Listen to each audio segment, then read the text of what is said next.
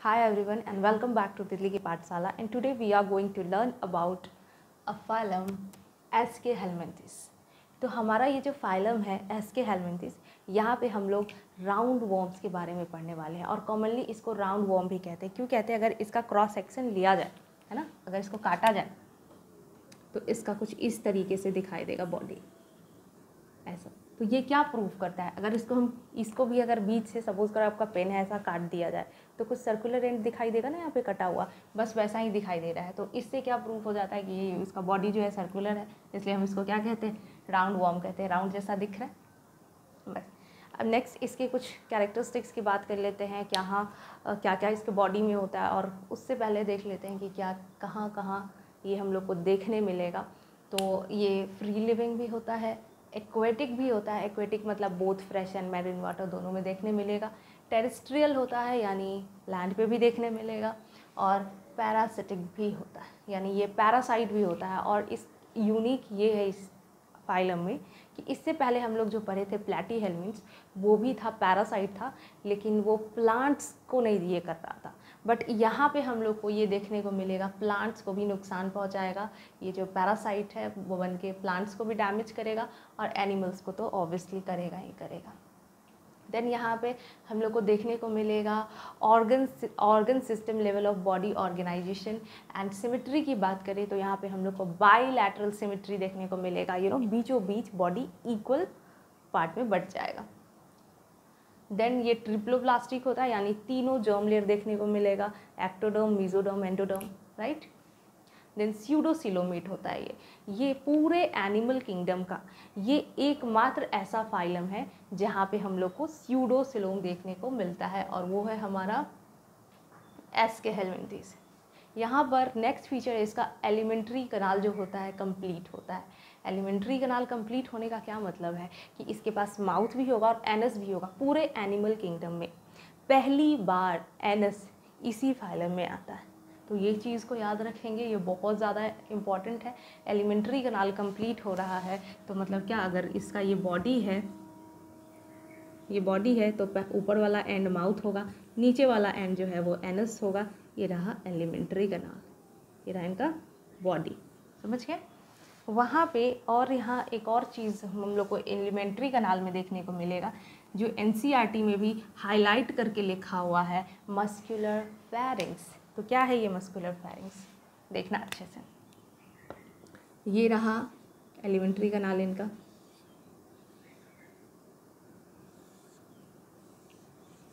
कुछ इस टाइप का।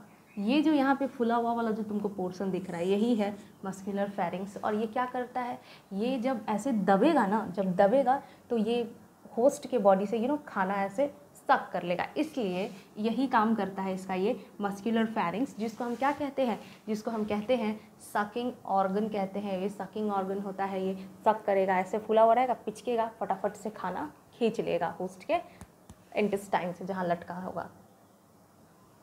नेक्स्ट फीचर की बात करें तो यहाँ पे होता है एक्सक्रीटरी ट्यूब और एक्सक्रीटरी पोर होता है। क्या है ये? काफ़ी नया नया सा लग रहा है, तो अभी समझ में आ जाएगा। देखो,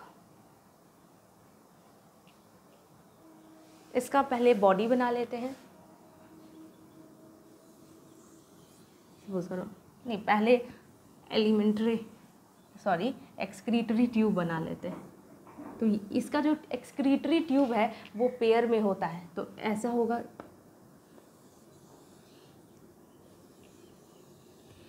ये दिख रहा है। और ये जो होगा यहाँ पे एक और ट्यूब से कनेक्टेड होगा, ये लॉन्गिट्यूडनल हो गया जिसको हम ट्यूब कह रहे हैं, एक्सक्रीटरी ट्यूब, ये लंबा वाला हो गया, और ये हो गया ट्रांसवर्स ट्यूब। तो ये एक दूसरे से कनेक्टेड होगा, और ये कहाँ होगा? पूरा बॉडी के अंदर ऐसे।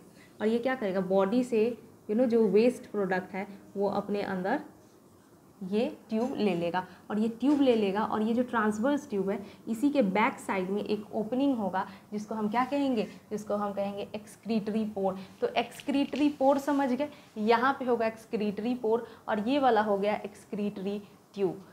क्लियर हो गया? Excretory tube and excretory pour, done.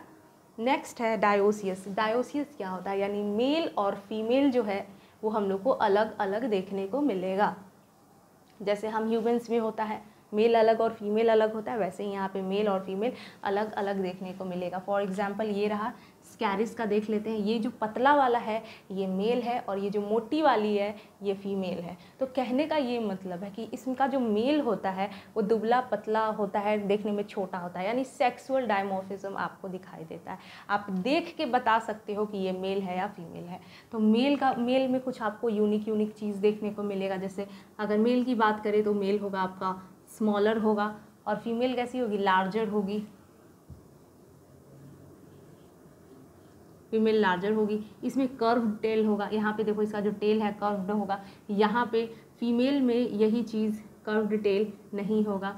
1 pair of pineal सीटें होगा। अगर आप NCERT देखो वहाँ पे स्कैरिस का ये जो 2 डायग्राम बनाया हुआ है मेल फीमेल का, अगर आप मेल वाला देखना, अगर आप चश्मी हो तो चश्मा लगा के ही देखना, नहीं तो ऐसा तो दिखाई नहीं देगा।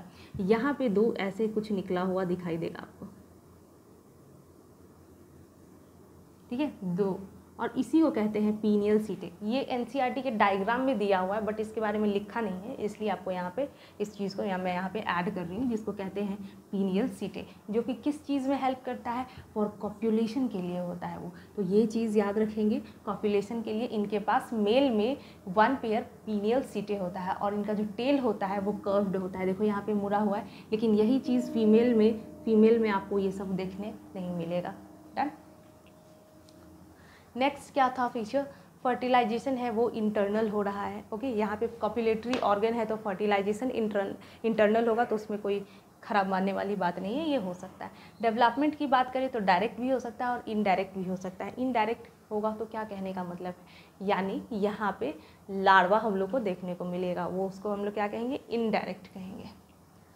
अब कुछ एग्जाम्पल्स है इसके, तो उसकी बात कर लेते हैं। और एग्जाम्पल है हमारा वोचरीरिया, और इसको हम लोग क्या कहते हैं, फिलेरियल वर्म कहते हैं। आप देखे होंगे बहुत सारे लोग ऐसे होते हैं ना जिनका हाथ या पैर जो होता है वो काफ़ी मोटा हो जाता है, एकदम हाथी जैसा हो जाता है फूल के, इसीलिए हम इसको एलिफेंटिएसिस भी कहते हैं इस डिजीज़ को, है ना। और इसका एक और नाम होता है जिसको फिलेरियासिस कहते हैं, फिलेरिया से सुने होंगे ऐसे ही कॉमनली। लेकिन आप देखे होंगे कि किसी किसी का पैर ऐसा मोटा हो जाता है, तो क्यों होता है, वो इसलिए होता है ना क्योंकि हाथ और पैर का जो लिम्फ वेसल्स होता है उसको ब्लॉक कर देता है, और इस वजह से वहाँ पे स्वेलिंग होने लगता है, फूलने लगता है और हाथी जैसा पैर हो जाता है, ठीक है, इसीलिए एलिफेंटिएसिस कहते हैं। नेक्स्ट है इसका एग्जाम्पल जिसको कहते हैं एनसाइक्लोस्टोमा। इसको और कहते हैं, एक और नाम है इसका हुक वर्म कहते हैं, और इससे जो बीमारी कॉज होता है उसको कहते हैं एक्यूट एनीमिया। ओके, इस वोचरेरिया से जो बीमारी हो रहा था उसको एलिफेंटिएसिस कहते हैं या फिलेरियासिस। इससे जो बीमारी होगा हुक वर्म से उसको हम एक्यूट एनीमिया कहेंगे। स्कैरिस से जो बीमारी होगा उसको एस्कैरिएसिस डिजीज़ कहेंगे, ठीक है। तो ये वाला जो है ना हुकवर्म एक्यूट एनीमिया हो जाता है इससे। तो क्या होता है कि ये ना अगर आप अगर पैदल घूम फिर रहे हो, वॉक कर रहे हो कहीं पे, तो आपके पैर से पेनिट्रेट करके अंदर आ जाएगा और आपके इंटेस्टाइन में घुस जाएगा ये, और फिर वहाँ से ये आपका ब्लड खाने लग जाएगा। तो ऑब्वियसली RBCs खाएगा तो आपको क्या होगा, एनीमिया हो सकता है आपको। तो इसलिए ये एक्यूट एनीमिया कर देता है जिससे इंसान का डेथ भी हो सकता है। देन आते हैं एस्कैरिएसिस डिजीज़ हो जाता है हम लोग को, किससे, एस्कैरिस से हो जाता है, और इसी को हम लोग क्या कहते हैं, एस्कैरिस को राउंड वर्म कहते हैं, ठीक है। तो ये इसमें क्या होता है कि इसका जो लार्वा होता है वो बहुत ज़्यादा खतरनाक होता है। खतरनाक मतलब डेंजरस होता है। इसका जो लार्वा है वो माइग्रेशन शो करता है ह्यूमन बॉडी में, यानी आपके लंग्स लीवर से होते हुए आपके इंटेस्टाइन में जाएगा। लेकिन अगर ये रास्ता भटक गया, अगर ब्रेन में चला गया तो फिर बहुत गंदा हरकत करने वाला है, मतलब इंसान के पूरे बॉडी का तहस नहस कर देगा, इतना ज़्यादा डेंजरस होता है। एडल्ट से ज़्यादा डेंजरस इसका लार्वा होता है स्कैरिस का। और ये सब कैसे होता है, वही कॉन्टेमिनेटेड फूड अगर खा रहे हो तो थोड़ा सा हाइजीन वगैरह मेंटेन करना चाहिए, थोड़ा ढंग का खाना पीना खाना चाहिए, एंड दैट्स इट। तो हम लोग देख लेते हैं क्या क्या पढ़े हैं। तो ये फ्री लिविंग होता है, एक्वेटिक होता है, टेरेस्ट्रियल होता है, पैरासाइट होता है, प्लांट्स में भी देखने को मिलेगा, parasite as a parasite animals में तो होता ही है। नेक्स्ट यहाँ पे ऑर्गन सिस्टम लेवल देखने को मिला, बायोलेटरल सिमेट्री देखने को मिला, ट्रिप्लोब्लास्टिक होता है, स्यूडोसिलोमेट होता है, एलिमेंट्री कनाल कंप्लीट होता है यानी माउथ एंड एनस देखने को मिलता है, वो भी पहली बार। यहाँ पे मस्कुलर फेरिंग्स होता है, जो आपको पता है कि क्या क्या क्या होता है, वो सकिंग ऑर्गन होता है। डन। उसके बाद एक्सक्रीटरी ट्यूब, समझ गए थे क्या था एक्सक्रीटरी ट्यूब, ऐसा था पूरा बॉडी में, एच शेप्ड था ये वाला, और इसके बैक साइड में पोर खुलता था जिसको हम लोग एक्सक्रीटरी पोर कह रहे थे। डायोसियस होता है यानी मेल फीमेल अलग अलग होता है। फर्टिलाइजेशन इंटरनल होता है, और डेवलपमेंट की बात करें तो डायरेक्ट और इनडायरेक्ट दोनों होता है। उसके बाद हम लोग कुछ एग्जाम्पल्स के बारे में पढ़ें। एग्जाम्पल हो गया इसका एंसाइक्लोस्टोमा, जिसको हम हुकवर्म कहते हैं, जो कि बीमारी कॉज करता है। एक्यूट एनीमिया वोचरेरिया, जिसको हम लोग फिलेरियल वर्म कहते हैं, और वो बीमारी कॉज करता है एलिफेंटिएसिस या फिर फिलेरियासिस, कुछ भी बोलो बीमारी सेम ही है। एस्कैरिस की बात करें तो इसको हम लोग राउंड वर्म कहते हैं, और ये एस्कैरियोसिस डिजीज़ कर देता है। और फिर यहाँ पे एस्कैरिस का इमेज दिया हुआ है एनसीईआरटी में, ये वाला देख लेना, पीनियल सीटे तुम लोग को एनसीईआरटी में देखने मिल जाएगा। मेल का जो टेल होता है वो कर्व्ड होता है, 1 पेयर ऑफ पीनियल सीटे प्रेजेंट होता है, जो कि एक कॉप्युलेटरी ऑर्गन होता है, कॉप्युलेशन करने में हेल्प करता है।